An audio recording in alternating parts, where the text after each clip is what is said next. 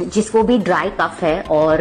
जैसे खू करके खांसी आती है पर बलगम नहीं निकलता है और at the base of the throat है ना थोड़ा सा म्यूकसी जैसा गोला जैसा लगता है कि कुछ स्वॉलो करते टाइम पे कुछ अटक रहा है, ऐसा फीलिंग आती है, तो उसके लिए एक दमदार इलाज मैं बोल रही हूँ, जिसमें आपको लेना है 1 ग्लास पानी, उसके अंदर आपको डालनी है लाइक 2 स्लाइसेस ऑफ जिंजर, 3 से 4 ब्लैक पेपरकॉर्न, 2 तुलसी लीव्स, एक छोटी सी लाइक से ½ इंच ऑफ मुलेठी का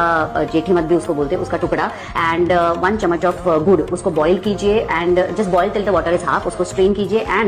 चाय के जैसे उसको सिप सिप सिप पानी सिप सिप पीजिए और दिन में 2 से 3 बार कीजिए।